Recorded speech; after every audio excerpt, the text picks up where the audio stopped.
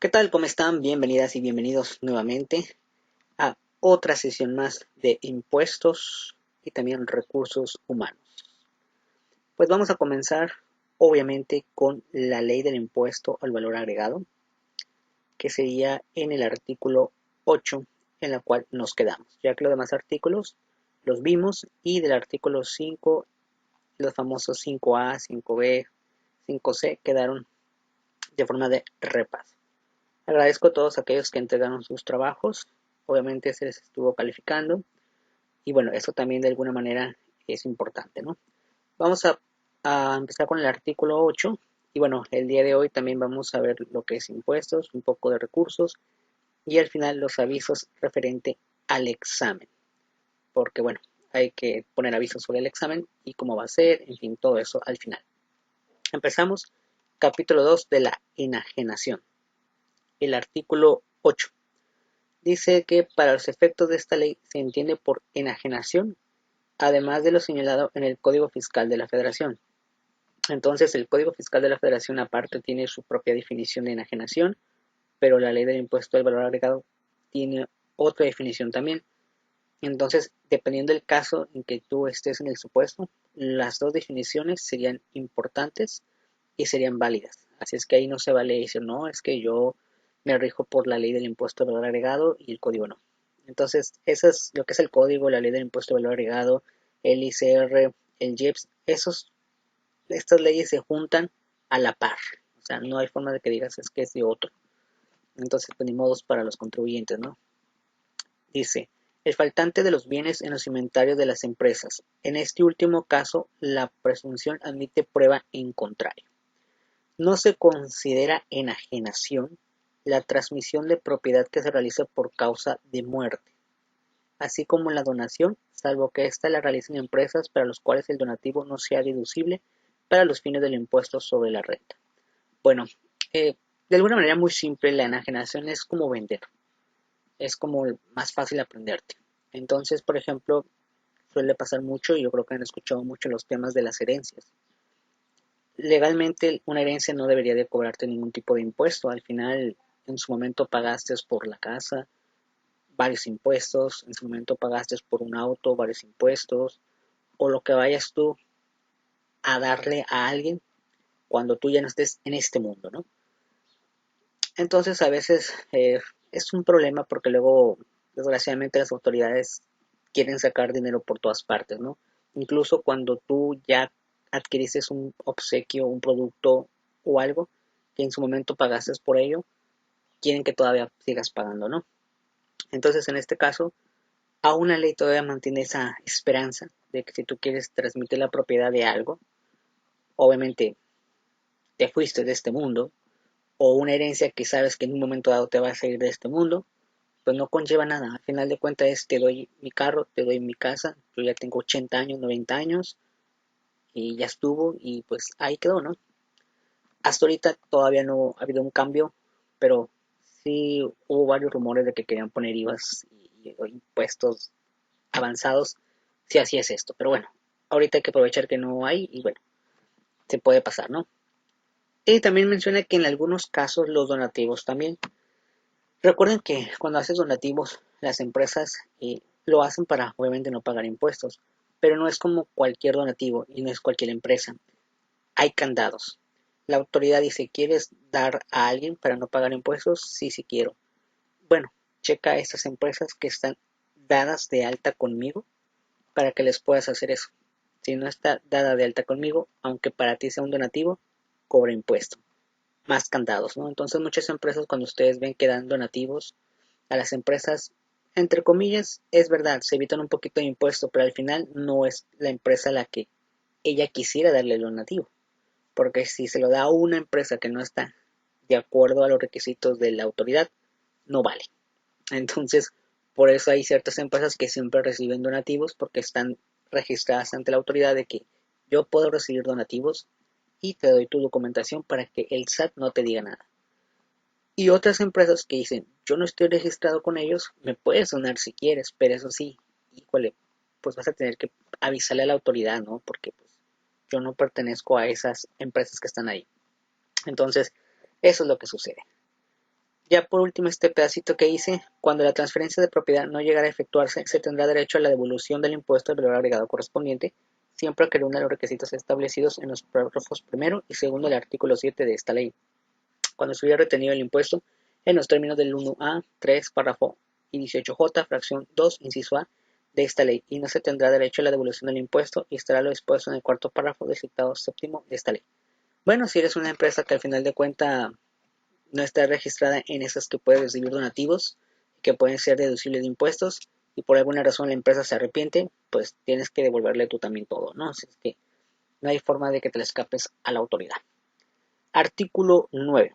No se pagará el impuesto en la enajenación de los siguientes bienes: el suelo, y luego dice construcciones adheridas al suelo, destinadas o utilizadas para casa-habitación. Eso es muy importante.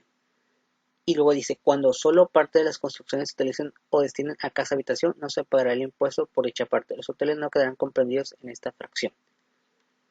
Se supone, ¿verdad?, que cuando uno compra un terreno cualquiera, en un lugar que te venden, eso no lleva IVA, porque el terreno está con el enfoque de habitarlo, es decir, hacer tu casita, ¿no? Hacer tu casa.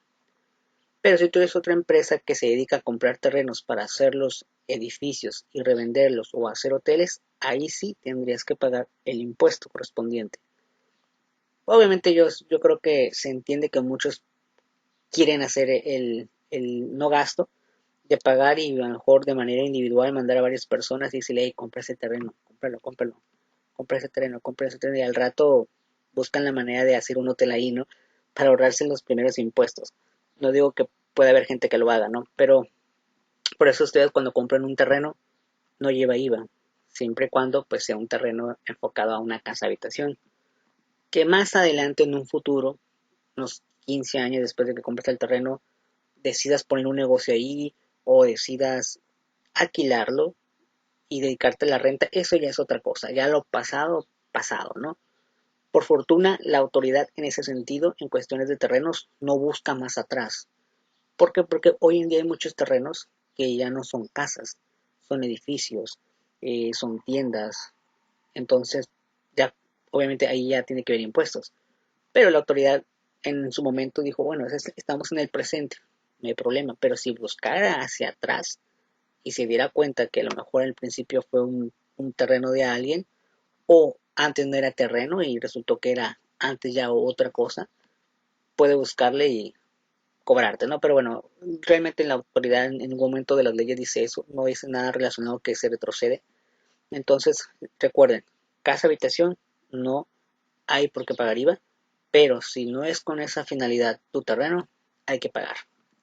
Libros, periódicos y revistas, así como el derecho para usar o explotar una obra que realice su autor.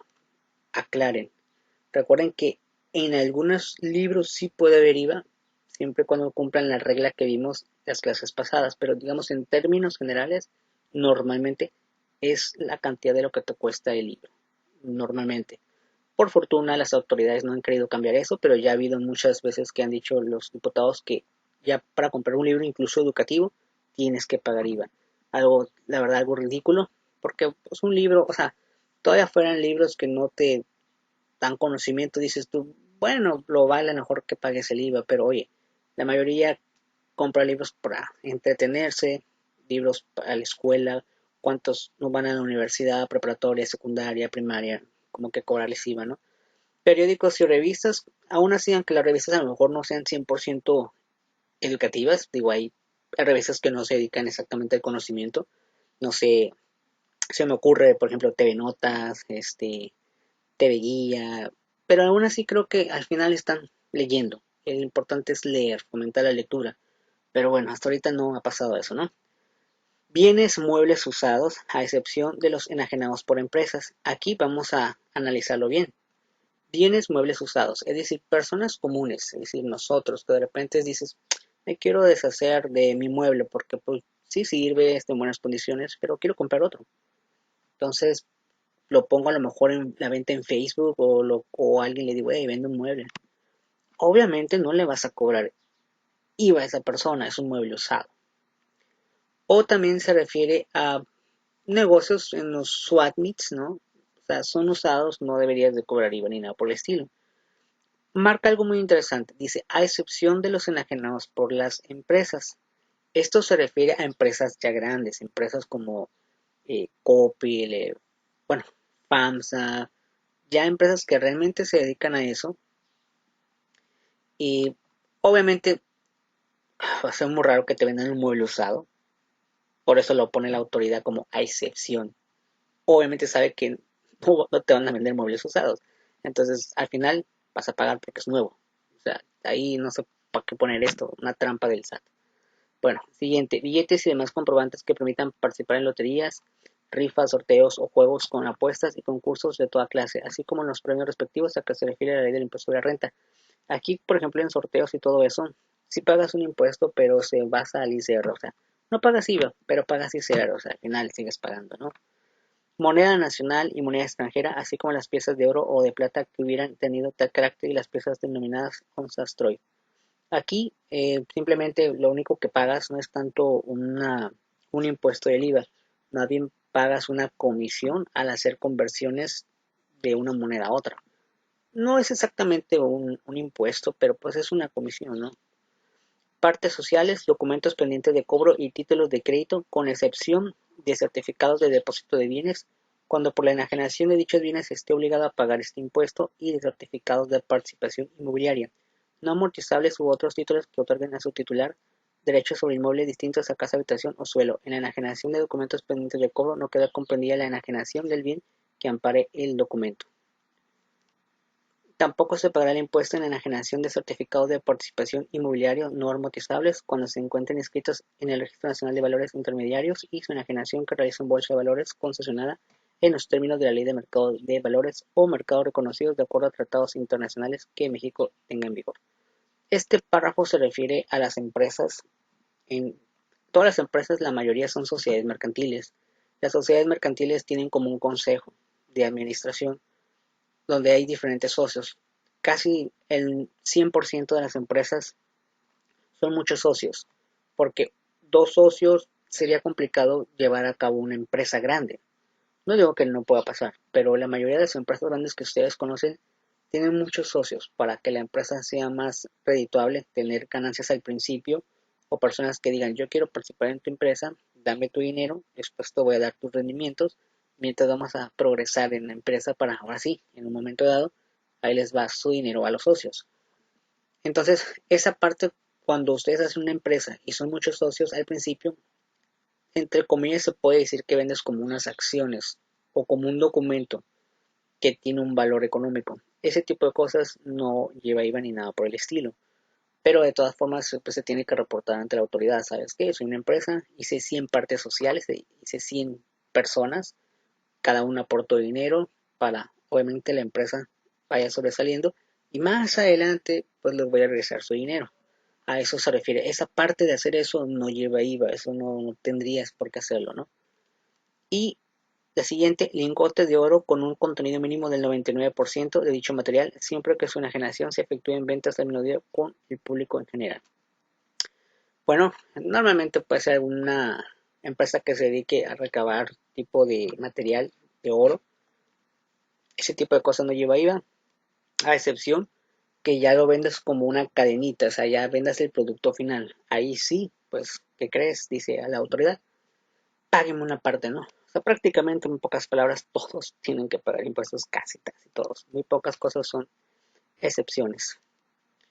Y bueno, la de bienes efectuada entre residentes en el extranjero, siempre que los bienes se hayan exportado o introducido al territorio nacional al amparo de un programa autorizado conforme al decreto para el fomento de la industria manufacturera, maquiladora y los servicios de exportación, publicado en el DOF el 1 de noviembre del 2006, o de un régimen similar en los términos de legislación aduanera, o se trata de las empresas de la industria automotriz, terminal o manufacturera de vehículos de autotransporte o de autopartes para su introducción a depósito fiscal y los bienes que mantengan en el régimen de importación temporal, en un régimen similar de conformidad con la ley aduanera o depósito fiscal. Eso ya lo había mencionado en las clases pasadas, de que las empresas no, cada parte que pasan no cobran IVA, obviamente, ni pagan IVA, porque la autoridad hasta eso dijo, es como muy innecesario, ¿no? Si ustedes van a estar pasando producto de un país a otro, porque el producto no está terminado, sino hacen una parte, un ejemplo. televisiones. Aquí las televisiones, de hecho aquí en nuestro estado, prácticamente hacen el producto final. Pero vamos a suponer que las empresas, entre empresas, estén pasando los productos a mitad. Un ejemplo, Estados Unidos, por así decirlo, hace la pura placa. Entonces la placa la pasan para acá y aquí la ensamblan. Luego la vuelven a pasar para allá para ponerle el cascarón. Y luego la miran, o sea, nomás están para allá y para acá. En ese tipo de cosas la autoridad dice, no hay problema, o sea, háganlo. Ya que esté el producto final, ya para prácticamente ya casi venderle a un establecimiento, ahí sí, ya te cobro IVA.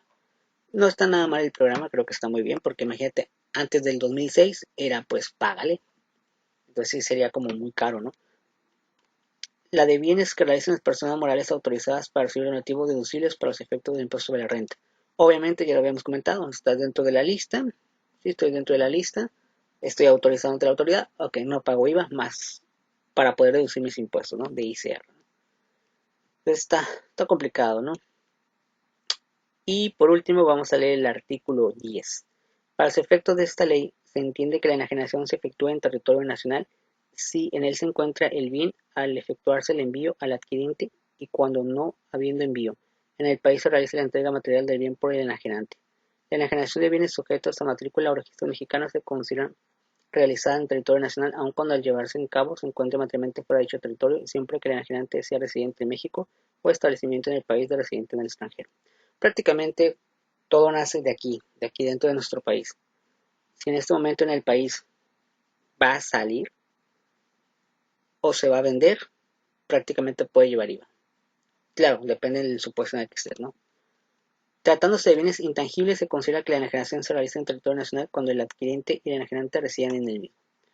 Bueno, aquí hay dos cosas. Una mercancía, algo que tú puedes agarrar, puedes tocar. Pero recuerden que ya hay productos que no los tocas en sí. Es el caso de los streamings. Streamings tanto extranjeros que vienen aquí a México, pues ya saben que ya hay que pagar IVA, más impuestos. Entonces, aunque no lo veas físicamente, pues la autoridad pone ese candado. No importa si no es físico, también pagas IVA. Entonces, pues de alguna manera todo tienes que pagar prácticamente, ¿no? Ahí sí no están exceptuados. Bueno, hasta aquí en el artículo 10. Esto puede venir en el examen, hasta el artículo 10 de la ley del impuesto al valor agregado. Prácticamente podemos decir que desde el artículo 1 hasta el artículo 10, pasando por los artículos 5A, 5B, 5C, luego primero A, primero B, primero C, puede venir obviamente pues el examen, más las tareas que se han dejado durante este tiempo del parcial o algún tipo de ejercicio o algo por el estilo que se ha hecho, pero no hubo ejercicios como tal. Y bueno, hasta aquí vamos a dejar la parte de los impuestos. Y hasta aquí lo vamos a dejar. Y pues las tareas ahí pueden estudiar, ¿no? Ahora sí nos vamos a ir a lo que es recursos humanos. Y ahorita damos los avisos de todas formas para explicarlo. Bueno, vamos a estar en recursos humanos. Nos quedamos aquí en el nombre del puesto. La selección del nombre del puesto es importante por varias razones. Primero, tiene importancia psicológica de jerarquía del empleado. Por ejemplo, ingeniero de sanidad. Es más atractivo que recolector de basura. Segundo, de ser posible, el nombre debe proporcionar alguna indicación de las obligaciones que suponen el puesto. El nombre también debe indicar el nivel relativo del titular en la jerarquía organizacional. Cuando uno está haciendo sobre todo lo de recursos humanos, que están haciendo los manuales para los puestos de trabajo, siempre hay un nombre de puesto. O sea, no es como que, es el muchacho o la muchacha que está ahí sentada. Tiene un puesto él y un nombre. Ejemplos. En la escuela, por ejemplo, hay una persona que barre, ¿no? Barre, limpia los vidrios, los salones de clase. ¿Cómo le puedes decir a esa persona si tuvieras un puesto? Habrá muchos que le digan conserje, que es lo más común porque es una escuela. Es que es el conserje porque es una escuela. Pero si él está haciendo eso, lo hiciera en un edificio, muchos no le dirían conserje, le dirían portero. No es que es el portero del edificio. Como que el nombre cambia. Al final hace lo mismo, ¿no? Pero bueno, el nombre cambia y se ve más de caché decirle portero en un edificio, a decirle, es el conserje del edificio. Obviamente ha cambiado mucho los títulos del puesto, que por ejemplo al conserje le puedes llamar de otra manera, tal vez mantenimiento. Si se dan cuenta, el hecho de cambiarle el nombre a mantenimiento, uno, se ve mucho mejor, se ve mejor escrito. Y si la persona le dice, te voy a dar el puesto de mantenimiento, ¿te parece bien? ¿Cómo creen que se va a sentir la persona cuando le digas, me van a dar el puesto de mantenimiento? Ya no le van a estar diciendo conserje, no le van a estar diciendo el mil usos, no le van a estar diciendo, hey, el viene viene, soy el de mantenimiento. Por eso dice aquí, la importancia incluso psicológica. Y sí es verdad. Pueden hacer la prueba en muchos puestos de trabajo que han escuchado o visto. No es lo mismo, por ejemplo, a una persona que está vendiendo, vamos a suponer, autos. Si bien le puedes llamar el puesto de vendedor de auto, ¿no? Puesto vendedor, ¿sí? Pero ¿por qué no cambiarle ese puesto de vendedor a otro nombre un poquito más interesante? Entonces ya obviamente el vendedor incluso desde que entra ya va a sentirse diferente, porque ya no lo está viendo como de esa manera. Es el caso del de mantenimiento. Ay, soy de mantenimiento. ¿En qué trabajas? No, pues soy el de mantenimiento. No es lo mismo decir soy el de mantenimiento a decir, soy el conserje, soy el portero. Suena muy distinto, aunque haga cosas que digas tú, hace cosas X, ¿no? Pero bueno, el cambio de nombre es importante. Por ejemplo, otro tipo de puestos. Vamos a suponer cuestiones administrativas. No es lo mismo decir, él es el auxiliar de administración, a decirle, es el asistente de administración. Son cosas muy distintas y aunque parezcan puras palabras, cambia incluso cómo la persona va a tratarse o va a estar a gusto en el puesto. Es que es el asistente administrativo. Ya llegó el asistente administrativo o ya llegó el auxiliar. Son cosas muy distintas, ¿no? Entonces sí vale la pena cambiar los nombrecitos a veces y los títulos. Luego dice aquí problemas con la descripción del puesto. Los gerentes consideran que las descripciones del puesto son una valiosa herramienta para las funciones de administración de recursos humanos. No obstante, con frecuencia se asocian varios problemas con estos documentos, entre los que se incluyen los siguientes. Si están mal redactados, esto es, usan términos vagos en lugar de específicos. Proporcionan poca guía para el ocupante del puesto. En las descripciones de puesto de trabajo, luego los gerentes les dicen, hey, lee el puesto de trabajo mientras. Cuando va leyendo no entiende, bueno, puede ser falta de ortografía, los términos no son adecuados y obviamente la persona no logra entender su puesto. Entonces sí sería interesante que lo hagan muy bien. A veces no se actualizan al cambiar las obligaciones o especificaciones. Suele pasar mucho esto, ¿no? Que a lo mejor hace tiempo quien estaba en recursos humanos tenía otras actividades que hacía esa persona. Veamos el ejemplo del mantenimiento. La persona de mantenimiento o el conserje en términos más simples, le puedes decir obviamente en su redacción, ¿qué actividades tiene que hacer? Bueno, tiene que limpiar los salones de clase, tiene que limpiar las ventanas, tiene que limpiar las áreas comunes, ¿no? Y tiene que estar atento a los insumos como el agua, el papel de rollo, a limpiar los baños. Esas actividades que están ahí, si tú las pones, pues el empleado va a decir, ok, esto lo tengo que hacer yo. Muy bien. Pero vamos a suponer que de repente sale alguna otra actividad, no sé, un evento que hacen en la escuela y ahí no le pusiste limpiar cuando los eventos se terminen. Él va a decir, no, es que ahí no dice. Entonces, sí hay que especificar muy bien y detalladamente qué puede hacer. O a lo mejor otra persona le dice, oye, eh, allá está el estacionamiento en la otra área, tú tienes que limpiarlo. Cuando en su puesto de trabajo dice que él no tiene nada que ver con las áreas ya de estacionamiento, solamente dentro de la escuela. Entonces, ese tipo de cosas sí tienen que especificarlas, ¿no? Pueden limitar el alcance de las actividades del ocupante del puesto y reducir la flexibilidad de la organización. Es decir, como puede a veces ponerle muy pocas actividades y de ahí no te puede salir porque ya pertenece a otra persona o le estás poniendo muchas que no le corresponde a él.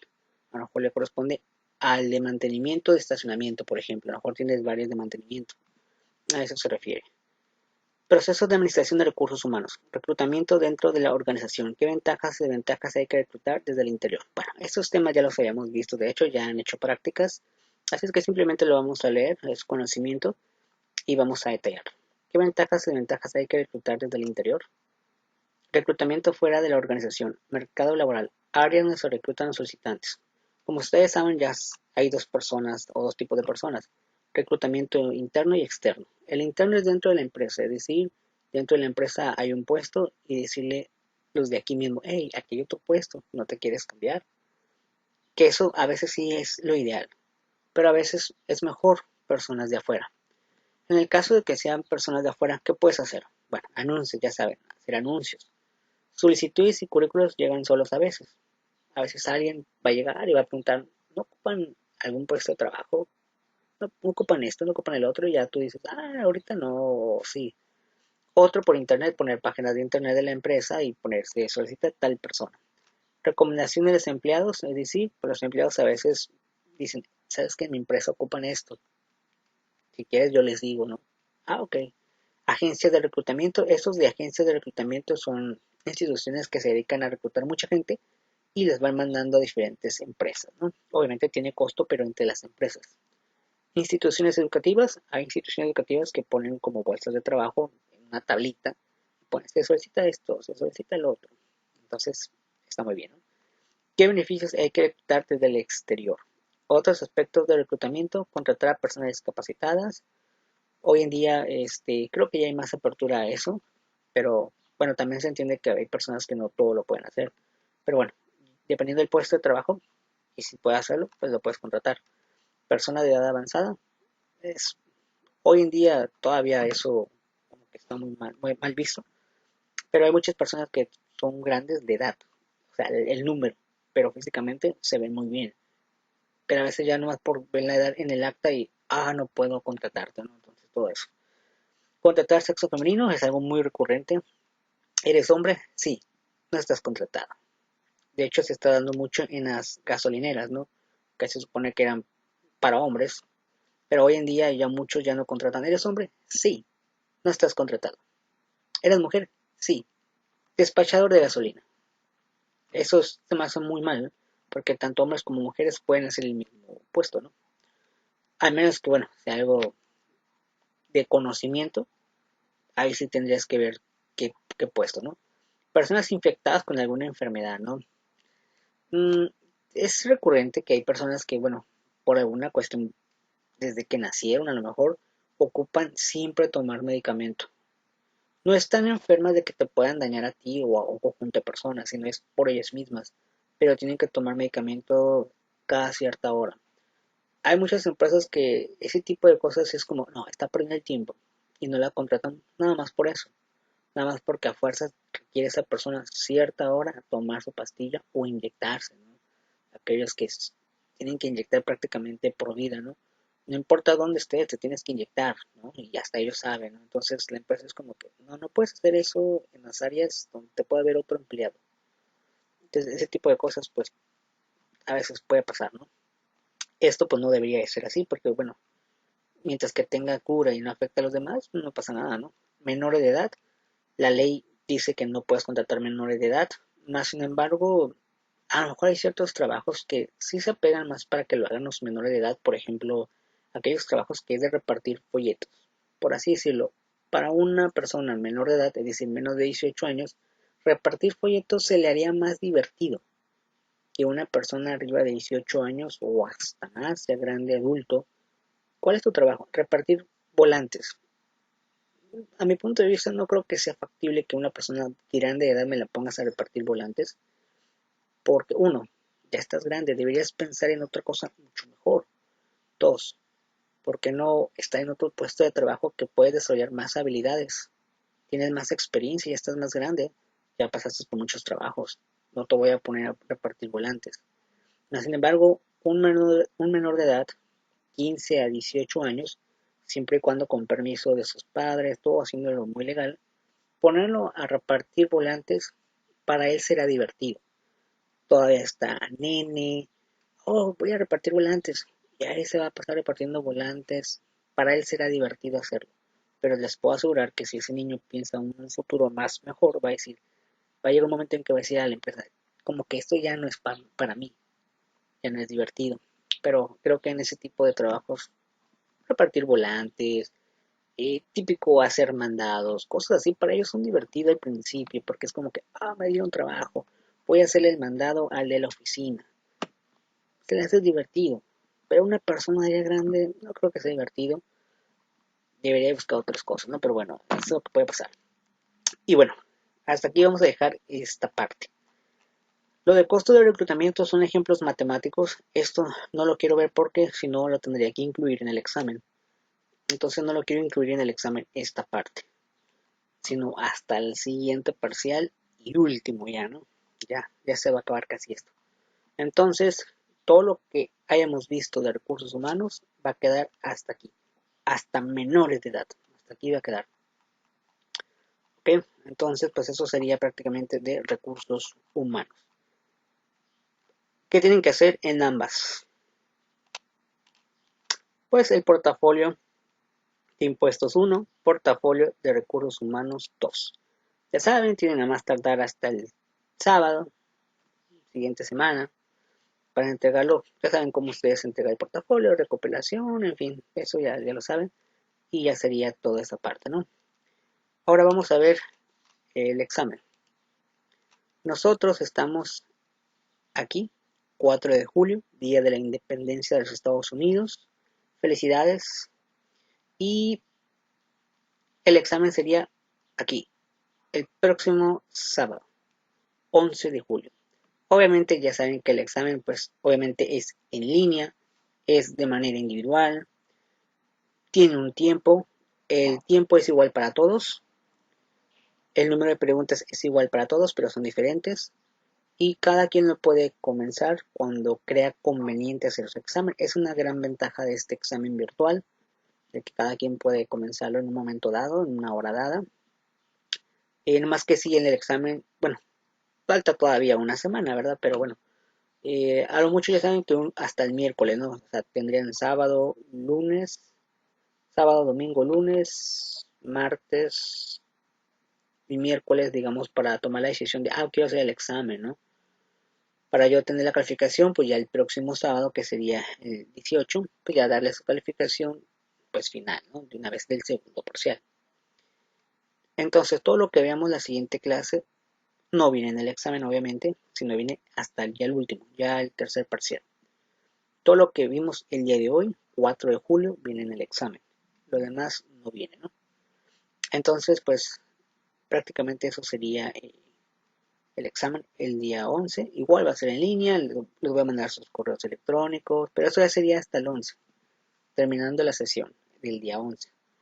Entonces, lo único que tienen que hacer ahora es estudiar toda la semana, hacer su portafolio y pues ya prepararse prácticamente pues para el examen, ¿no? Y prácticamente sería eso. Ya a partir de lo que veamos el 11, ya es para el otro examen, ¿no? Vamos a seguir igual con el impuesto de valor agregado. Por ahí ya vamos a empezar a ver algunas prácticas en número y en recursos humanos, unos problemas matemáticos sobre recursos humanos que la verdad están muy sencillos, no tienen mucha cuestión ahí de que grado de dificultad y pues ya prácticamente no. Y ya prácticamente nos quedaría un parcial más y pues ya prácticamente casi mediados de agosto se va a acabar esto, ¿no? Como el 20 me parece, ¿no? Y a ver si para la siguiente cuatrimestre, no sé si vaya a ser físicamente o va a ser presencial. Hasta ahorita no nos han comentado nada. Entonces no sabría decirles, o no sé si a ustedes les han dicho algo. Pero bueno, pues así está la situación, ¿no? En el país. Bueno, en muchos países del mundo, ¿no? Pero también pensando en este país, ¿no? Bueno, hasta aquí la vamos a dejar. Muchísimas gracias. Y pues nos vemos hasta la siguiente clase. Recomendación, pues póngase a estudiar y pues nos vemos. Muchísimas gracias y nos vemos hasta la próxima en otra sesión más de impuestos y recursos humanos. Hasta la próxima.